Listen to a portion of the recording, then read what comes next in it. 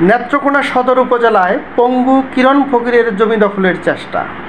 নেত্রকোনা থেকে শহীদুল ইসলাম রুবেলের তথ্যচিত্রে বিস্তারিত।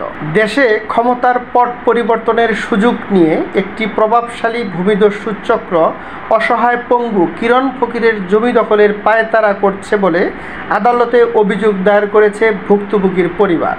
ঘটনাটি ঘটেছে নেত্রকোনার সদর উপজেলার মৌগাতি ইউনিয়নের চচুয়া গ্রামে। এ ব্যাপারে বিবাদী মান্নান ফকিরের মেয়ে লিপি আক্তার বলেন, আমার বাবা আমার মাকে বিয়ের সময় উক্ত জমি দান করেছিলেন।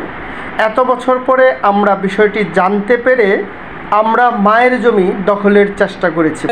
লোক তার ছেলে আশেপাশে 7টা, তার ছেলে আমি 34 বছর যাবৎ আমি এই আমার দোহলে খেত বেচছে 34 বছর আগে। এরপরে এখন জমি লাগাইতাম গেছি আমার তুলে দিয়ে দিয়া তারা জোর হয়ে খেত জল করছে। আমরা আজ 34 বছর যাবৎ খাইতেছি আমরা কাছে বেচছে সাপকাওলা। এখন কখন বই বেদা হল দিছে আমরা গেছে গেছি কেতা থেকে উড়াই দিছে হেরাই কত নিচে গেতাম না। মানে আমরা সরকারের কাছে একটা বিচার চাই।